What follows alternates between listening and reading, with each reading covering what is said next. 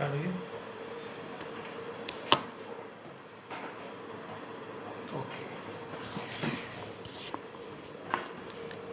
राम साथियों, आज बहुत खुशी की बात है कि हम जो मृत्यु भोज के खिलाफ में एक जागरूकता, क्योंकि हमारा काम है जागरूकता फैलाना और समाज में बदलाव करना।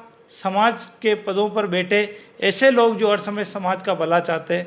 आज मैं आपको गुर्जर समाज के कार्यकारी प्रदेशाध्यक्ष और समाज में हर समय तत्पर रहने वाले राम प्रसाद जी दाभाई से मिलवाऊंगा और गुर्जर समाज में मृत्यु भोज को लेकर बहुत बड़ा एक अच्छा आपके सामने एक निर्णय आने वाला है, एक बड़ी मीटिंग होने वाली है।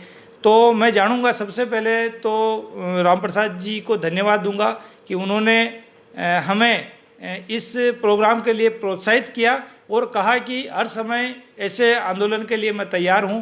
मैं सबसे पहले राम प्रसाद जी आपसे यही जानना चाहूँगा कि मृत्यु भोज आपके हिसाब से इस समाज में, क्योंकि जाट और गुर्जर किसान समाज है और आप काफ़ी लोगों से परिचित है क्योंकि आपका बहुत ज़्यादा परिचय है गांव में, तो मृत्यु भोज कहाँ तक सही है और किस हिसाब तक मृत्यु भोज में लोग पिछड़ रहे हैं? नमस्कार सभी मेरे किसान भाइयों और मेरे गुर्जर समाज के सभी मेरे युवा साथियों और मेरे पिता तुल्य सभी समाज बंधुओं।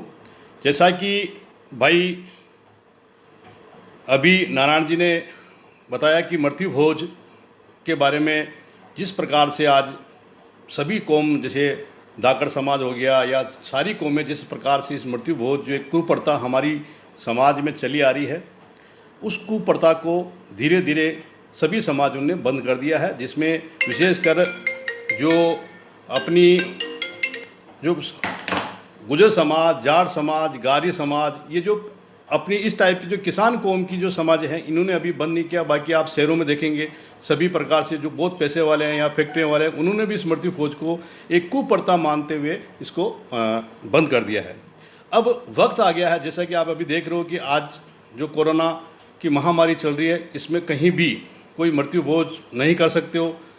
कहीं भी इस प्रकार का कोई भी जो सामूहिक बैठक आप एक साथ 20 आदमी 15 आदमी बैठ के नहीं कर सकते हो। तो आज गाँव में जैसा कि आप देख रहे हैं कि लोग मृत्यु भोज में पूर्णतः धीरे धीरे अंकुश लगा है। तो क्यों ना हम आज एक, जब ये महामारी का दौर चल रहा है और इस टाइप के मृत्यु भोज, इस टाइप के कार्यक्रम नहीं हो रहे, तो क्यों ना हम ऐसे कार्यक्रम को लिए हमेशा के लिए जो हमारी कुप्रथाएं हैं जिनको बंद करें, जिससे हमारी जो युवा समाज है के जो आने वाली जो पीढ़ी है उसकी आर्थिक स्थिति के बारे में सोचें, उसको कैसे हम मजबूत कर सकते हैं और कैसे हमारी किसान कौम की आर्थिक स्थिति मजबूत हो।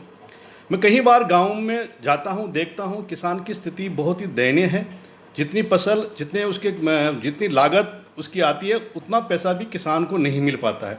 और जब ऐसी स्थिति में ज़मीनें धीरे धीरे, जो जनसंख्या बढ़ी तो ज़मीनें धीरे धीरे बहुत कम हो गई है, और जब ज़मीनें कम हो गई तो पैदावार भी उसी अनुपात में आता है। तो जो गरीबी है धीरे धीरे इस गाँव में, परिवारों में, जैसे जो पिछड़ा वर्ग है जिसमें शिक्षा की कमी है, वहाँ पे मृत्यु भोज या अफीम प्रथा, जो देखो कि बहुत ही घिनौना काम है। मृत्यु भोज के ऊपर नशा करना एक तरह से महापाप के समान है, मगर कुछ लोग अपने स्वार्थ के पीछे ऐसे कार्यक्रम के अंदर जो है अफीम आधा किलो, मैंने कई बार देखा गांव में सुनने को मिलता है। मैं कहीं बैठकों भी जाता हूं तो आधा 1 किलो अफीम खा जाते हैं। तो सोचो आज एक अफीम का 1 किलो का लाख 1.5 लाख रुपए उस आदमी की लग जाता है। और 2-2 बोरी 4-4 बोरी शक्कर की जो है कम से कम 5-5 हज़ार 3-3 हज़ार आदमियों का जो मृत्यु भोज करते। ये मृत्यु भोज ऐसा क्या खुशी हो गई जिसकी वजह से आप इतना बड़ा 5,000 आदमियों का खाना कर रहे हैं, उसके लिए हमको अफीम खिलानी पड़ रही है? ये सरासर गलत है।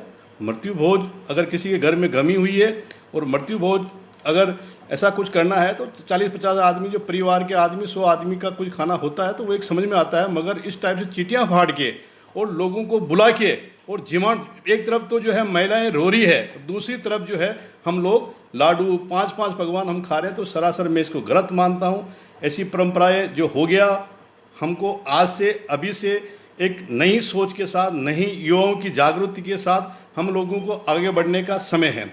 अगर हम समय रहते हमारी कौम अगर इस दिशा में अगर काम नहीं करेगी, हम शिक्षा में काम नहीं करेंगे, हम अपने बिजनेस को मजबूती से, अपनी आर्थिक स्थिति को मजबूत नहीं करेंगे, तो हम इस सब चीज़ों से पिछड़ जाएंगे। इसलिए हम लोगों ने जो है, जैसे अभी जाट समाज है, अभी मैं 2-4 दिन से 10-20 दिन से देख रहा हूँ कि हालांकि ये मुहिम तो लंबी चली आ रही है, मगर जाट समाज भी इस बढ़ चढ़ के जो है हर तहसील वाइज एक ब्लॉक बना के वहाँ के प्रमुख लोगों को, समाज के लोगों को बुलाकर इस मृत्यु भोज का जो है बहिष्कार किया जा रहा है। क्यों ना मेरी कौम, जिस गुजर कौम का मैं बंदा हूँ, हम गुजाट और गुजर मासिया भाई हैं, एक तरह से हम सक्षम बराबर लेवल की हम कौम हैं, तो हम भी इनके साथ जिस प्रकार से ये बढ़ चढ़कर इस मृत्यु भोज को बंद कराने के लिए प्रयास करें, तो मेरी कौम से भी मेरा हाथ जोड़ के निवेदन है कि इस मृत्यु भोज जैसी कुप्रथा को बंद करने का हम काम करें। और उसके लिए हम तहसील वाइज, जैसा कि हमने अब ये लक्ष्य लिया, क्योंकि हमें युवाओं की और सभी हमारे जो समाज के जो समाज का भला चाहने वाले लोग हैं, उन सब की इच्छा है कि ये कुप्रथा बंद होना चाहिए। कुछ लोग हैं, एक बात मैं आपको बीच में पूछना चाहूँगा कि अभी जैसे आप देख ही रहे लगातार सोशल मीडिया पर युवाओं में, जैसे कजलोदिया के नरेश जी ने भी इस पर काफ़ी अच्छा काम किया है और 7-8 गाँवों में निर्णय भी लगा है।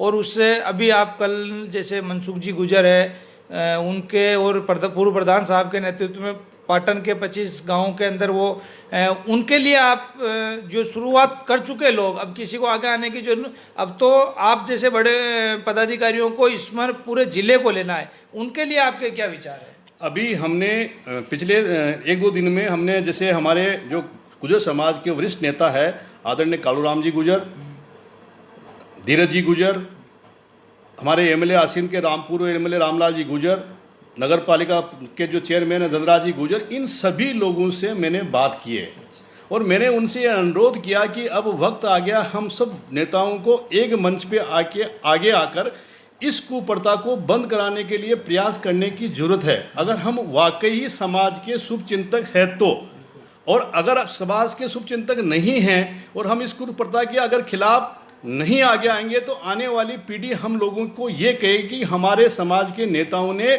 ऐसी कुप्रथाओं को बंद करने के लिए और हमारे विकास के लिए कोई काम नहीं किया।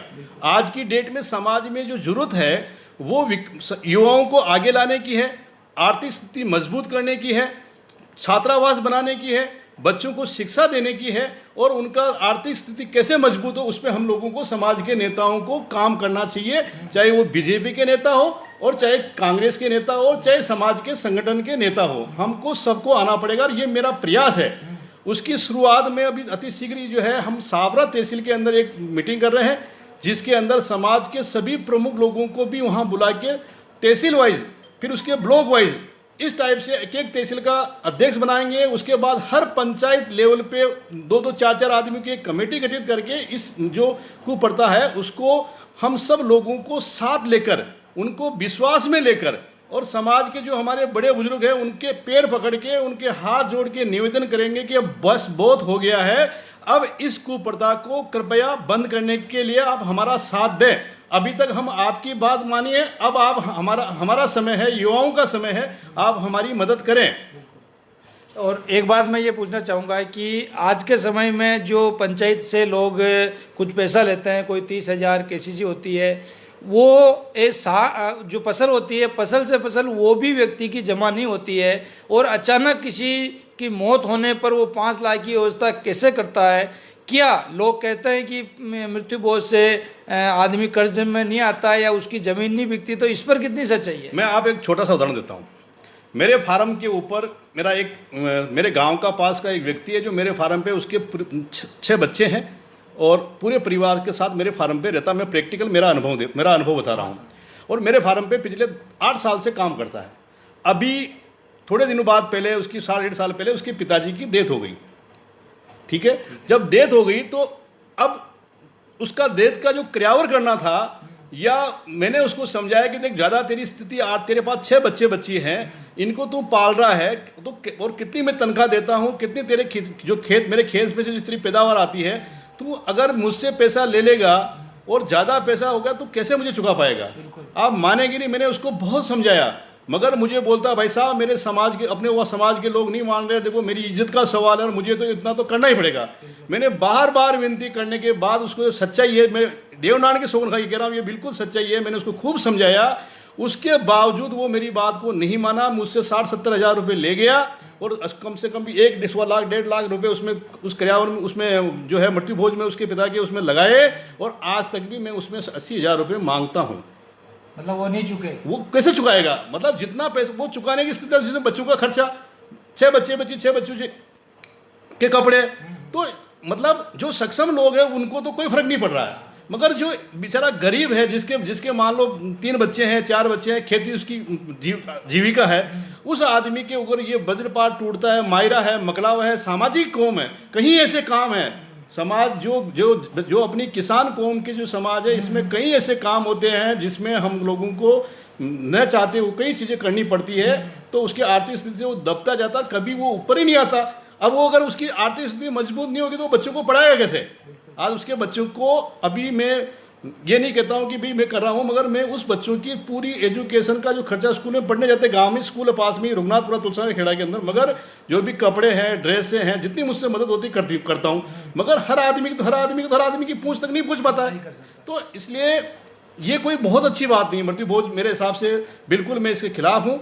और मैं एक बात और पूछूंगा आपसे, जैसे मृत्यु भोज को सब बंद करने के लिए बात कर रहे हैं, या मृत्यु भोज की बात करते हैं तो लोग उसमें बहुत सारी दूसरी चीज़ें डाल देते हैं कि पहले वो बंद करो, पहले वो बंद करो। तो मृत्यु भोज के बंद में हम सब प्रचार कर रहे हैं, तो कानून बनाया 1960 के अंदर के भाई किसान लोग तुम बर्बाद मत हो, 100 व्यक्तियों का खाना सरकार ने फिक्स किया है कि मृत्यु हो जाने के बाद 100 व्यक्तियों से ज़्यादा आप खाना मत बनाना, और ये कुरीति है, ये गलत है, और धर्म में इसका कोई स्थान नहीं है। इसको देखते हुए कानून की धारा बनाई है, तो फिर भी लोग नहीं मानते, इसका क्या कारण है?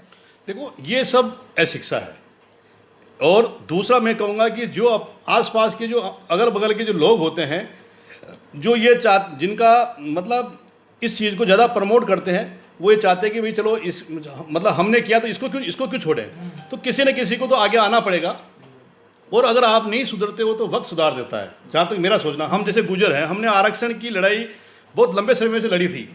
उस आरक्षण की लड़ाई के अंदर जब हम इंदिरा गांधी भारत की प्रधानमंत्री थे, उन्होंने बोला भाई हम आपको गुजरों को एसी के अंदर ले लेते हैं, मगर हमने कहा नहीं, हम मीणों के साथ कैसे जाएंगे, और फिर उसी आरक्षण के लिए हमने हमारे भाई जो है वो हमको मराने पड़े। तो ये वक्त बदल रहा है, अगर आप समय पे पहले बदल जाते हो तो बहुत अच्छी बात है, और समय सब कुछ लूटने के बाद बदलते हो तो वो एक अलग बात है। मृत्यु भोज तो इस जो कुप्रथा ये तो बंद होगी, ये मान के चलेगा, आज नहीं होगी 5 साल बाद इसको तो होना ही है। मगर जो कौम, या धाकड़ कौम को ले लीजिए आप, क्या धाकड़ कौम जाटों की गुजरों की तरह नहीं है क्या? मगर आज की डेट में जो धाकड़ समाज के अंदर आप मुझे कहीं बड़ा मृत्यु भोज बता दो, मैं मान जाऊंगा आपको, वो भी किसान कौम है ना। तो क्यों उनके नेताओं ने लक्ष्य ले लिया कि नहीं, मृत्यु भोज नहीं होने देंगे। आज भी सामूहिक विवाह सम्मेलन धाकड़ समाज में सबसे ज्यादा होता है, जबकि आप गुजर समाज का सामूहिक विवाह सम्मेलन देख लो। अपन इधर तो डेथ हो गई, मृत्यु हो गई, उसी के साथ शादियां करते हैं। शादी इसलिए करते हैं कि बेचारों की मजबूरी होती है कि एक ही काम में शादियां भी निकल जाए। तो एक तरफ तो बैंड बज रहे हो, एक तरफ आप मृत्यु भोज जीवन कर रहे हो। तो ये जब तक समाज में जागृति नहीं होगी, हम ऐसे काम करें कि जैसे हम सामूहिक विवाह सम्मेलन करें, तो हमारे जो कमजोर तबका, जो बालिग छोटी बच्चियों को जो शादी करता है कि भी हमारा इस पैसे में ये भी काम हो जाए, एक में 4 हो जाए। जब हम समाज के कर्णधार जो बनते हैं, अपने आप को नेता मानते हैं, अपने समाज का ठेका हम लेके बैठे रहते हैं, बड़ी बड़ी प्लेटें लगा के हम घूमते हैं, तो हमारी नैतिक जिम्मेदारी नहीं बनती है क्या? हमको समाज के लोगों को ये जो कुप्रथा है इनको खत्म करनी पड़ेगी, उनको शिक्षा के लिए मदद करनी पड़ेगी, और ये हमारा जीवन का लक्ष्य होना चाहिए। सामूहिक विवाह अगर करने स्टार्ट कर दिया तो ये बाल विवाह होगा ही नहीं। तो ये कुप्रथाएं जो है उनको बंद करने की जरूरत है। एक बात मैं और पूछना चाहूँगा कि जैसे समाज में दिक्कत क्या आती है कि जैसे राम प्रसाद जी ने कोई अच्छा काम शुरू कर दिया, तो दूसरे जो समाज के होंगे या ऐसे कुछ लोग होंगे कि यार ये अच्छा काम राम प्रसाद जी ने क्यों शुरू किया, इसको तो मैं करना था, मैं करता। अगर राम प्रसाद जी ने शुरू कर दिया, ये काम सक्सेस हो गया, तो इनका नाम हो सकता है या समाज में इनको मानने लग जाएंगे। तो फिर क्या वो लोग ऐसा कुछ मुद्दा उठाते हैं जिससे उस काम को बिगाड़ना चाहते हैं। ये बात कहाँ तक सच है? देखो, ये बात जो आपने कहा है ये बिल्कुल 100% सत्य है कि अगर कोई भी आदमी किसी भी काम को करना भी नहीं चाहता है और अगर कोई करता तो उसको करने भी नहीं देना चाहता है। वो चाहता कि अगर कहीं ऐसा नहीं कि ये इस काम मुहिम को चलाएगा और लोगों में एक मैसेज आएगा कि कहीं ये बड़ा आदमी नहीं बन जाए। तो यही हमारी जो कौम है, किसान कौम की सबसे बड़ी विडंबना है कि हम टांग खिंचाई में रहते हैं। किसी अगर एक आदमी की टांग खिंचाई के बनिस्बत हम उसको भी ऊपर ले जाएं और हम हमारी जो पोजीशन है हम भी बेटर हों, तो ये सोच होनी चाहिए। मगर जो आप कह रहे हो वो बिल्कुल सत्य है कि न तो हम मरे, आपने कारवाड़ी न तो मरे न माचो छोड़े। वो वाली कहावत अभी किसान कौम के साथ हो रही है, इसलिए उसकी परवाह करने की जरूरत नहीं है। आप अपनी दूसरे की लकीर को मिटाने के बनिस्बत आप अपनी लकीर को बड़ा करने का काम करिए, समाज हित में काम करिए। आप अगर किसी भी कौम के हो, आप जाट हो, गुजर हो, बनिया हो, ब्राह्मण हो, कोई भी हो, मगर आप इस धरती पे केवल पेट पालने के लिए नहीं आए, आप अपना पेट भर के अपनी औलाद के लिए पैसा कमाने के लिए नहीं आए। आपकी नैतिक अगर वाकई आप इंसान हो तो आपकी सबसे पहले जिम्मेदारी बनती है अपने परिवार के लिए। अगर आप अपने परिवार को सक्षम बनाइए, उसके बाद बनती है आपके समाज के लिए। आप अपने समाज की उस कमाई में से अपने समाज में भी अपना योगदान दीजिए। उसके बाद बनती है आपके आसपास अगल बगल किसान कौम, जो किसान कौम के लोग उनकी मदद करिए। उसके बाद आप जिले की, मतलब जहां तक मदद की कोई लिमिटेशन नहीं है। और इस धरती पे जो भी आदमी आया, पैसा कितना किसी के पास हो सकता है, आदमी का मन बड़ा चाहिए। जिस इंसान का मन बड़ा है उसको भगवान अवश्य देता है। जब मैं इस शहर में आया तो मेरे पास कुछ नहीं था, आज भगवान की कृपा, नारायण की कृपा है, तेजा जी की कृपा, आज मैं यहाँ हूँ। मैं भी किसान का ही बेटा हूँ, आज इतना बड़ा कारोबार कर रहा हूँ। मेरे पास भीलवाड़ा जिला, चित्तौड़ जिला और अजमेर जिला, 3 जिलों की मैं डीलरशिप फार्म टेक चला रहा हूँ। तो कहीं ना कहीं बिजनेस में भी आगे, धंधे में आगे आना चाहिए, काम करना चाहिए और समाज की आर्थिक स्थिति को वही। मैं अंत में एक बात और आपसे पूछूंगा कि अभी जैसे जाट समाज का हमने सर्वे किया तो लगभग 200 मौतें इस कोरोना के समय में हुई है, और जहां पर मृत्यु भोज मात्र 10 किलो, 15 किलो या 150 लोगों में निपट गया। मतलब जहां पर 4 लाख 5 लाख रुपए लगने थे, वहां पर 30-40 हज़ार में काम हो गया। तो ये बचत हुई, ये बचत ऐसी की ऐसी बचत गुजर समाज में भी हुई, क्योंकि बराबर जनसंख्या के हिसाब से दोनों ही कौमें बराबर है भीलवाड़ा जिले में। तो अगर हम ये आंकड़ा पैसों के हिसाब से मापे तो करोड़ों में होगा। अगर इस बचत को आप कंटिन्यू समाज में रखना चाहते हैं तो उसके लिए आपके क्या विचार है, यूँ बताइए आप। देखो, जो इस कोरोना की महामारी के समय जो मृत्यु भोज या जो भी ऐसे काम नहीं हुए, जो फिजूल खर्ची के खर्चे नहीं हुए, उससे उन लोगों को अपनी राहत मिली है और हम इसको कंटिन्यू आगे करते हैं। तो और अगर आपको पैसा खर्च करने का सुरामसा दाबाई को अगर मान लो 5 लाख रुपए मृत्यु भोज में खर्च करने का शौक है या 10 लाख करने का शौक है, तो कोई आप जो काम कर रहे हो उस पैसे को समाज के विकास में भी तो लगा सकते हो। बिल्कुल। जब आपका पैसा आपको अपने पिता को या जो भी अपने परिवार में गमी हुई है उनको अगर याद ताज़ा रखनी है, तो आपको एक ऐसा काम करना पड़ेगा जो जीवन भर आप लोग उसको जब उस रोड से निकले तो याद करेंगे, यार ये फला आदमी की में याद में इन्होंने ये किया है। मृत्यु भोज तो क्या है, खाना खाया, 5 आदमी 50 आदमी 100 500 1000 जो भी होगा, खाना खाया और चले जाएंगे। तो आप अपने माता पिता के नाम पे एक लक्ष्य लें कि भाई जितनी जिसकी श्रद्धा है वो छात्रावास में पैसा दे, एजुकेशन में उनके बच्चे छात्रावास में पढ़े तो उनको कोई किताबों की व्यवस्था कराए, कोई जो सक्षम ज़्यादा है तो उसको कोई कमरे की व्यवस्था कराए, ऐसा छात्रावास वगैरह। अब काम करने की जरूरत है, मतलब अब बातें करने का समय नहीं रहा है। बिल्कुल। मुझे तो कभी कभी बहुत बड़ा दुख होता है भाई नारायण जी कि यार हम गुजर कौम में, इतना बड़ा भीलवाड़ा ज़िला हमारी गुजर कौम है जिसके पास आज हमारे पास छात्रावास नहीं है। बिल्कुल ठीक है, ये हमारे लिए बहुत बड़ी विडंबना और हम लोगों को डूब मर जाना चाहिए। मैं ये दिल से कह रहा हूँ आपको कि हम लोगों को आज की डेट में हमारे बच्चों को हमें किस लिए याद करेंगे, हमने क्या किया उनके लिए, कुछ नहीं किया है। इसलिए कोई बात नहीं, देर आए दुरुस्त आए। मेरा सभी हमारे समाज के नेताओं से भी मेरा निवेदन है, चाहे वो हमारा छात्रावास हो चाहे तहसील, जो पैसा इस मृत्यु भोज को बंद कराने की कोशिश पूरी करेंगे, सबसे आता जोड़ी करेंगे, सबसे जो भी कुप्रथा है, अफीम है, इन लोग जो अफीम का सेवन करते हैं उनको भी बंद कराएंगे। ये भी कोई नशा अच्छी चीज़ नहीं है। एक परिवार में कोई मुखिया अफीम खाता है, मान लो रोज़ तो कहीं जाके खाएगा नहीं, कुछ तो अपनी जेब से खिलाना पड़ेगा, तो उसकी भी आर्थिक, उसके बच्चों के ऊपर कहीं ज़मीन बेच देते हैं, कहीं कर्जे हैं, तो मेरा सभी लोगों से, गुर्जर समाज से पुनः हाथ जोड़ के निवेदन है कि इस कुप्रथा को बंद करने का काम हम लोग करेंगे और शिक्षा के क्षेत्र में, अपने धंधे के क्षेत्र में हम सब लोग ध्यान दें। सभी किसान कौम का विकास हो, चाहे जाट हो, चाहे गुर्जर हो, चाहे गारी हो, चाहे रेवारी हो, सबको साथ लेके हम चले और एक नई मिसाल भीलवाड़ा जिले में बनाएं। जय हिंद, जय जवान, जय किसान। ये थे राम प्रसाद जी गुर्जर। आपको लगा होगा इनको ये मृत्युभोज कर सकते हैं, इनको कोई तकलीफ नहीं है, लेकिन इनको एक चीज़ की तकलीफ हो रही है कि ये जिस पद पर हैं उस पद पर रहते हुए अगर ये समाज के लिए काम ना कर सके तो इनके मन में कुछ होगा।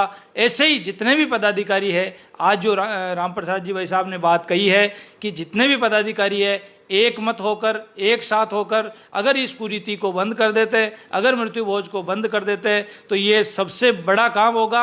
और मैं तो मेरे मन से कहता हूँ जितने भी समाज हैं, जो लोग इस मृत्युभोज के खिलाफ में, क्योंकि ये सुनहरा अवसर है, अगर आपने कर दिया तो आपका उस समाज में स्वर्ण अक्षरों से नाम लिखा जाएगा, क्योंकि आपको जो पद दिया है, आपको जो आप पे जो समाज ने विश्वास किया है उस पर आप खरे उतरेंगे। और मैं आपसे पुनः यही अनुरोध कर रहा हूं कि गुर्जर समाज, जाट समाज, गाडरी समाज या जितने भी किसान कौमें हैं, सब आगे होकर, एक साथ होकर, क्योंकि इस मृत्युभोज ने जितना विनाश किया है, मृत्युभोज का विरोध इसलिए होता है क्योंकि ये गलत है, गलत है। संविधान को मानते हैं, कानून में ये अपराध है। बाकी आज आप सोशल मीडिया पर डालिए, 100 में से 99 लोग इसकी मांग कर रहे हैं। मैं एक बार पुनः राम प्रसाद जी भाई साहब को धन्यवाद दूंगा, क्योंकि उन्होंने हमारा मनोबल बहुत ज़्यादा बढ़ाया है। क्योंकि हम जो काम कर रहे हैं, हमें नहीं लगता था कि कोई हमें कहेगा कि तुम्हारा काम अच्छा है, लेकिन आपसे फ़ोन पे बात हुई, आपने हमारा मनोबल बढ़ाया।